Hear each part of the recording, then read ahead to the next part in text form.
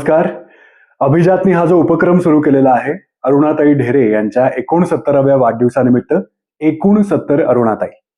या उपक्रमामध्ये विविध क्षेत्रांमधली 70 वेगवेगळी लोक याच्यामध्ये सहभागी होणार आहेत. त्यांच्या या उपक्रमाला शुभेच्छा देऊन आजच्या भागाला सुरुवात करूया. नमस्कार, मी विराज सवाई. आपल्या सगळ्यांना माहिती आहे की अरुणाताईंनी अनेक पुस्तकांसाठी अतिशय उत्तम अशा प्रस्तावना लिहिल्या. आज माझ्या हातामध्ये जे पुस्तक आहे, बोरकरांची समग्र कविता, ह्याचे 2 खंड आहेत आणि या खंडांसाठी अरुणाताईंनी अतिशय सुंदर अशी प्रस्तावना आपल्याला लिहून दिली. आपण ज्ञानाच्या बाबतीत जसं म्हणतो की ज्ञान हे आपण दिल्याने वाढतं, तसं सौंदर्याच्या बाबतीत मला म्हणावं असं वाटतं की हे सौंदर्य दाखवल्यामुळे वाढतं. अरुणाताईंना बोरकरांच्या कविता जशा दिसल्या, जशा अनुभवाला आल्या, जशा जाणवल्या, त्यांनी त्या बोरकरांच्या कविता आपल्यासमोर मांडण्याचा या प्रस्तावनेतून प्रयत्न केलेला आहे.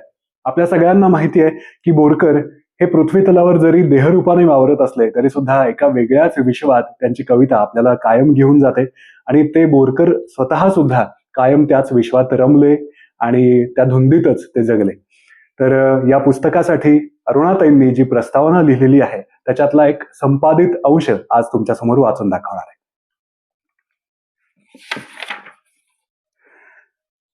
बोरकरांची निर्मिती विपुल आहे, मात्र केवळ वैपुल्याच्या जोरावर त्यांनी मराठीत आपली स्वतंत्र नाममुद्रा उमटवली असं मात्र नव्हे. टागोर, अरविंदांची दृढ नातं सांगणारी कविता मराठीत प्रथम तांब्यांपेक्षाही प्रभावीपणे ज्यांनी लिहिली असेल असे बोरकर. कवितेतलं अंतःसंगीत ही काय गोष्ट आहे आणि ती किती मौलिक गोष्ट आहे याची जाणीव त्यांनी प्रथम करून दिली. प्राचीन भारतीय संस्कृतीचा संपन्न वारसा अति उल्हासानं सांगणारी मिथकांची सृष्टी त्यांच्या कवितेत वैपुल्यानं प्रथम बहरली. तांब्यांच्या जातकुळीतली पण स्वतःची अशी स्वतंत्र वैशिष्ट्य रसरशीतपणे जपणारी अशी बोरकरांची कविता जेव्हा 1930 ते 1940 या दशकात 2 कविता संग्रहांमधून रसिकांसमोर आली, तेव्हा लयतन्मय अशा कवितेचं एक अद्भुत विश्वच आपल्यासमोर खुलं झालं असं रसिकांना वाटलं. असामान्य पातळीवरून कलांचं आणि जीवनानुभवाचं आकलन करून पाहण्याची कवितेची धडपड आणि शक्ती ही मराठी कवितेत तोपर्यंत इतक्या आवेगपूर्ण रीतीनं दृश्यमान झालेली नव्हती असं अरुणाताई लिहितात. भारतीय तत्वविचारांच्या मुशीतून निघालेली तांब्यांची चिदविलासवादी कविता बोरकरांनी अधिक विकसित, अधिक संगीतमय आणि अधिक रसधुंद अशा स्वरूपात समोर आणली आणि सौंदर्यवादी कवितेचं एक मनोरम प्रातिभ रूप मराठी जगताला दिसलं. जीवनाच्या बहुविधतेला होकार देणारी आणि त्यामुळे मिळणारा धुंद आनंद तेवढ्याच धुंदपणे व्यक्त करणारी उष्ण रक्ताची कविता बोरकरांची होती.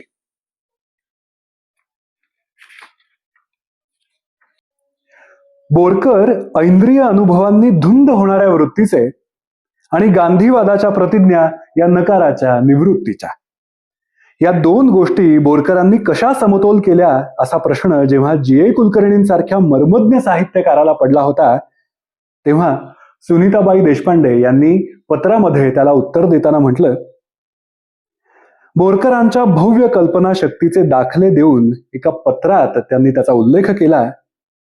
बोरकर महात्मायन लिहिणार होते म्हणजे गांधीजींचा पोवाडा नाचत गात म्हणणार होते, गांधीजींचं विश्लेषण करणार नव्हते असं मला वाटतं. मातीवर प्रेम करणारा हा सच्चा माणूस. बोरकर गोव्यात जन्मले आणि वाढले.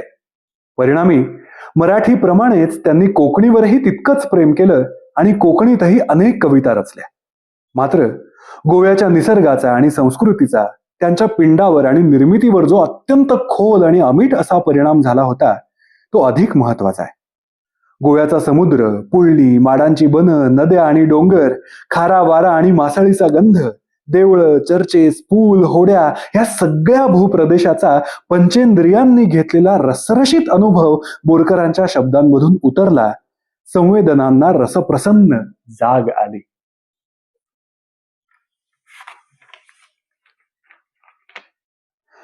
कवीची जशी एक शब्दशैली असते तशी संगीत शैलीही असते आणि त्याची अशी ती खास असते.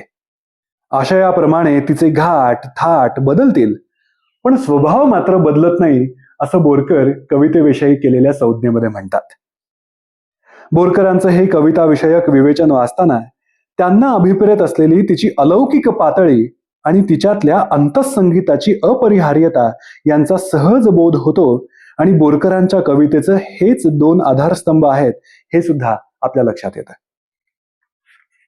कविता सहज धुंदीत उमलून येणं, ती स्वप्नात किंवा स्वप्नसदृश तंद्रीत दिसणं, अशी भाषा बोरकर कविता निर्मितीच्या संदर्भात वारंवार वापरत असत.